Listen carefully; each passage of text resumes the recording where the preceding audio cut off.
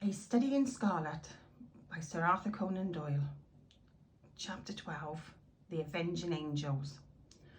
All night their course lay through intricate defiles and over irregular and rock-strewn paths. More than once they lost their way, but Hope's intimate knowledge of the mountains enabled them to regain the track once more. When morning broke, a scene of marvellous though savage beauty lay before them. In every direction the great snow-capped peaks hemmed them in, peeping over each other's shoulders to the far horizon. So steep were the rocky banks on either side of them that the larch and the pine seemed to be suspended over their heads, and to need only a gust of wind to come hurtling down upon them. Nor was the fear entirely an illusion, for the barren valley was thickly strewn with trees and boulders which had fallen in a similar manner. Even as they passed, a great rock came thundering down with a hoarse rattle, which woke the echoes in the silent gorges and startled the weary horses into a gallop. As the sun rose slowly above the eastern horizon, the caps of the great mountain lit up one after the other like lamps at a festival until they were all ruddy and glowing. The magnificent spectacle cheered the hearts of the three fugitives and gave them fresh energy. At a wild torrent which sucked out of a ravine, they called a halt and watered their horses, while they partook of a hasty breakfast. Lucy and her father would have fain rested together and longer, but Jefferson Hope was inexorable. "They will be upon our back by this time," he said. "Everything depends upon our speed. When safe in Carson, we may rest for the remainder of our lives." During the whole of that day, they struggled on through the defiles, and by evening they calculated they were more than 30 miles from their enemies. At night time, they chose the base of a beetling crag, where the rocks offered some protection from the chill wind, and there huddled together for warmth, they enjoyed a few hours' sleep. Before daybreak, however, they were up and on their way once more. They had seen no signs of any pursuers, and Jefferson Hope began to think that they were fairly out of the reach of the terrible organisation whose enmity they had incurred. He little knew how far that iron grasp could reach, or how soon it was to close upon them and crush them. About the middle of the second day of their flight, their scanty store of provisions began to run out. This gave the hunter little uneasiness, however, because there was game to be had among the mountains, and he had frequently before had to depend upon his rifle for the needs of his life. Choosing a sheltered nook, he piled together a few dried branches and made a blazing fire, at which his companions might warm themselves, for they were now nearly 5,000 feet above the sea level, and the air was bitter and keen. Having tethered the horses and bade Lucy adieu, he threw his gun over his shoulder and set out in search of whatever chance might throw his way. Looking back, he saw the old man and the young girl crouching over the blazing fire, while the three animals stood motionless in the background. Then the intervening rocks hid them from his view. He walked for a couple of miles through one ravine after another without success, though from the marks upon the bark of the trees and other indications, he judged there were numerous bears in the vicinity. At last, after 2 or 3 hours' fruitless search, he was thinking of turning back in despair when, casting his eyes upwards, he saw a sight which sent a thrill of pleasure through his heart. On the edge of a jutting pinnacle, 300 or 400 feet above him, there stood a creature somewhat resembling a sheep in appearance, but armed with a pair of gigantic horns. The bighorn, for so it is called, was acting, probably as a guardian over a flock which were invisible to the hunter, but fortunately it was headed in the opposite direction and had not perceived him. Lying on his face, he rested his rifle upon a rock and took a long and steady aim before drawing the trigger. The animal sprang into the air, tottered for a moment upon the edge of the precipice, and then came crashing down into the valley below. The creature was too unwieldy to lift, so the hunter contented himself with cutting away one haunch and part of the flank. With his trophy over his shoulder, he hastened to retrace his steps, for the evening was already drawing in. He had hardly started, however, before he realised the difficulty which faced him. In his eagerness, he had wandered far past the ravines which were known to him, and it was no easy matter to pick out the path which he had taken. The valley in which he found himself divided and subdivided into many gorges, which were so like each other that it was impossible to distinguish one from the other. He followed one for a mile or more until he came to a mountain torrent, which he was surely had never seen before. Convinced he had taken the wrong turn, he tried another, but with the same result. Night was coming on rapidly, and it was almost dark before he at last found himself in a defile which was familiar to him. Even then, it was no easy matter to keep to the right track, for the moon had not yet risen, and the high cliffs on either side made the obscurity more profound.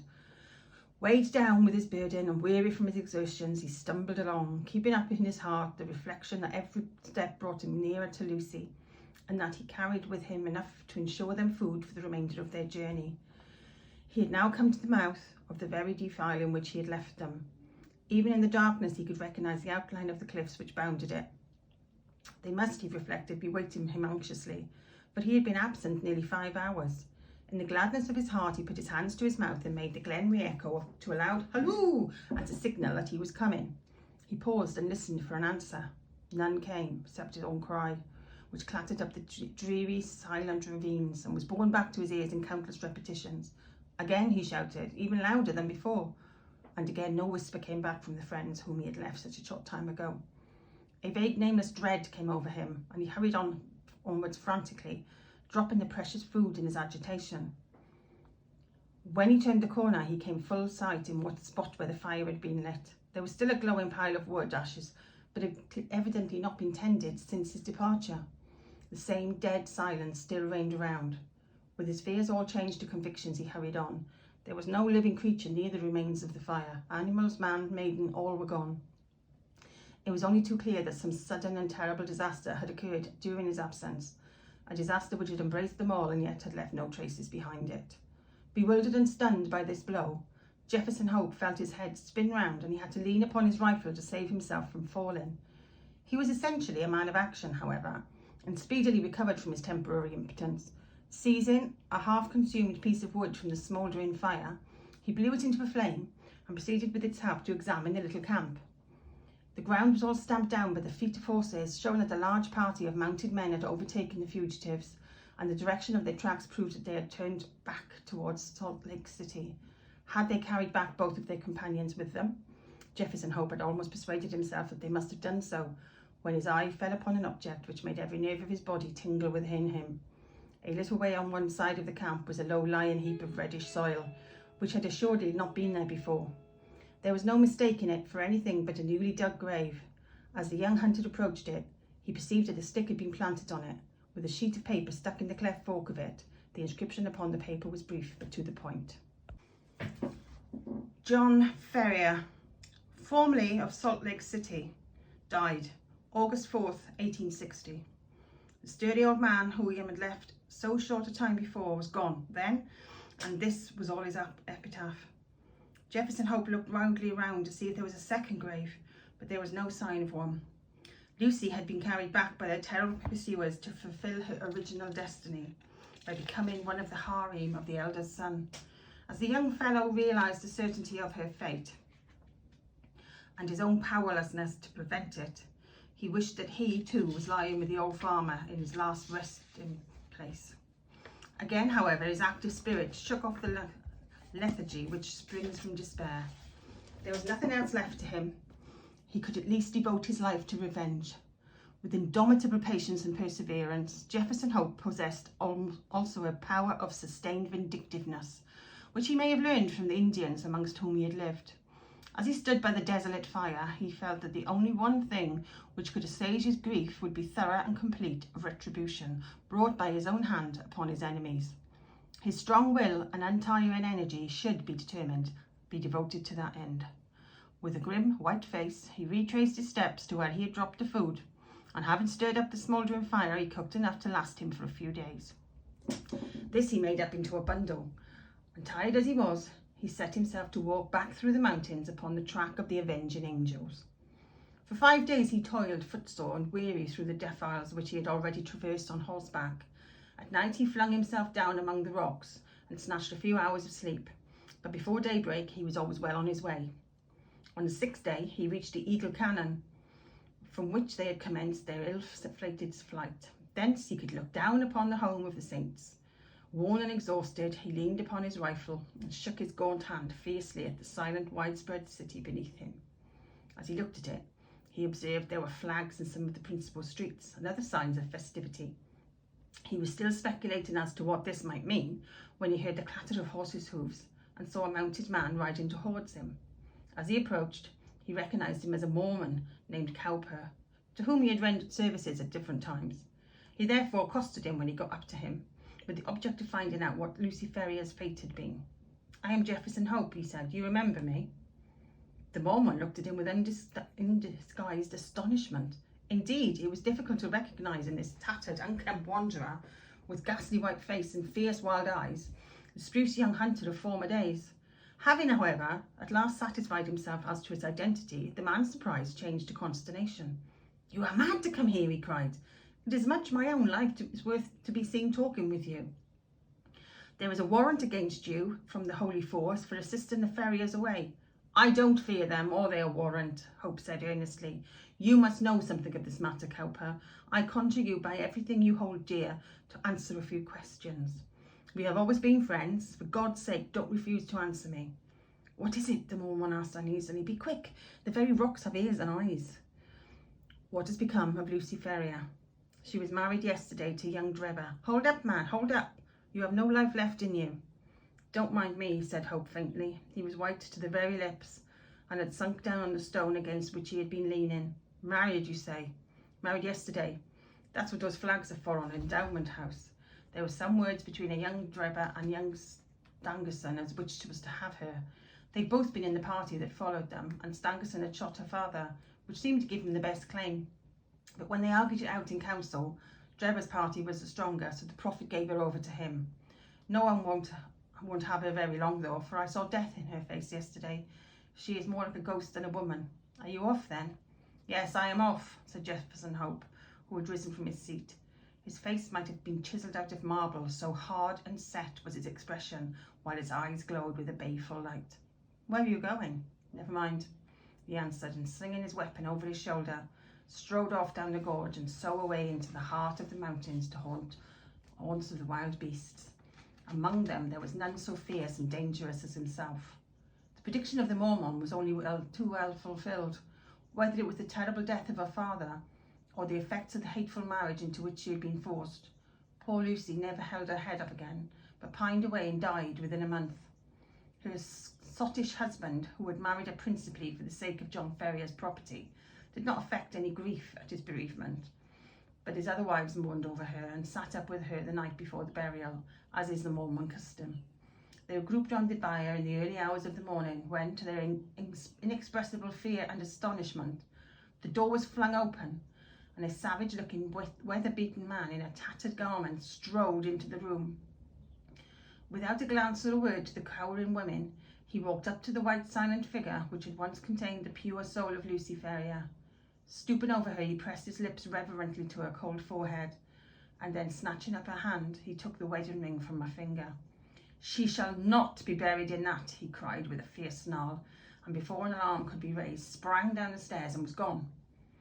So strange and so brief was the episode that the watchers might have found it hard to believe themselves or persuade other people of it, had it not been for the undeniable fact that the surplice of gold, which had marked her as having been a bride, had disappeared. For some months Jefferson Hope lingered among the mountains, leading a strange wild life, and nursing in his heart the fierce desire for vengeance which possessed him. Tales were told in the city of the weird figure which was seen prowling about the suburbs, and which haunted the lonely mountain gorges. Once a bullet whistled through Stangerson's window and flattened itself upon the wall within a foot of him. On another occasion, as Drebber passed under a cliff, a great boulder crashed down on him, and he only escaped a terrible death by throwing himself upon his face. The two young Mormons were not long in discovering the reason these attempts upon their lives, and led repeated expeditions into the mountains in the hope of capturing or killing their enemy, but always without success.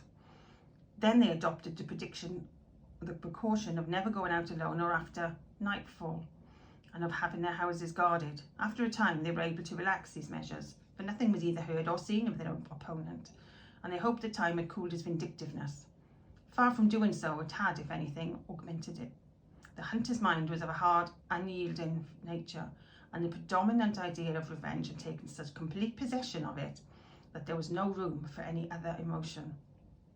He was, however, above all things practical. He soon realised that even his iron constitution could not stand the incessant strain which he was putting upon it. Exposure and want of wholesome food were wearing him out. If he died like a dog among the mountains, what was to become of his revenge then? And yet such a death was sure to overtake him if he persisted. He felt that was to play to his enemy's game, so he reluctantly returned to the old Nevada mines, there to recruit his health and to amass money enough to allow him to pursue his object without privation. His intention had been to be absent for a year at the most, but a combination of unforeseen circumstances prevented his leaving the mines for nearly 5. At the end of that time, however, his memory of his wrongs and his craving for revenge were quite as keen as on that memorable night when he had stood by John Ferriar's grave. Disguised and under assumed name, he returned to Salt Lake City, careless what became of his own life, as long as he obtained what he knew to be justice. There he found evil tidings awaiting him. There had been a schism among the chosen people a few months before, some of the younger members of the church having rebelled against the authority of the elders, and the result had been a succession of a certain number among the malcontents who had left Utah and become Gentiles. Among these had been Drebber and Stangerson, and no one knew whether they had gone. Rumour reported that Drebber had managed to convert a large part of his property into money, and that he had departed a wealthy man, while his companion Stangerson was comparatively poor. There was no clue at all, however, as to their whereabouts. Many a man, however vindictive, would have abandoned all thought of revenge in the face of such a difficulty, but Jefferson Hope never faltered for a moment. With the small competence he possessed, eked out by such employment as he could pick up, he travelled from town to town through the United States in quest of his enemies. Year passed into year, his black hair turned grizzled, but still he wandered on, a human bloodhound, with his mind wholly set upon the one object upon which he had devoted his life. At last his perseverance was rewarded. It was but a glance of a face in a window, but that one glance told him that Cleveland in Ohio possessed the men whom he was in pursuit of. He returned to his miserable belongings with his plan of vengeance all arranged. It chanced, however, that Drebber, looking from his window, had recognised the vagrant in the street, and had read murder in his eyes. He hurried before a justice of the peace, accompanied by Stangerson, who had become his private secretary, and represented to him that they were in danger of their lives from the jealousy and hatred of an old rival. That evening Jefferson Hope was taken into custody, and not being able to find sureties, was detained for some weeks. When at last he was liberated, it was only to find that Drebber's house was deserted, and that he and his secretary had departed for Europe. Again the avenger had been foiled, and again his concentrated hatred urged him to continue the pursuit. Funds were wanting, however, and for some time he had to return to work, saving every dollar for his approaching journey. At last, having collected enough to keep life in him, he departed for Europe and tracked his enemies from city to city, working his way in any menial capacity, but never overtaking the fugitives. When he reached St. Petersburg, they had departed for Paris, and when he followed them there, he learned they had just set off for Copenhagen. At the Danish capital, he again was a few days late, for they had journeyed on to London, where he at last succeeded in running them to earth. As to what occurred there, we cannot do better than quote the old hunter's own account, as duly recorded in Dr. Watson's journal, to which we are already under such obligations.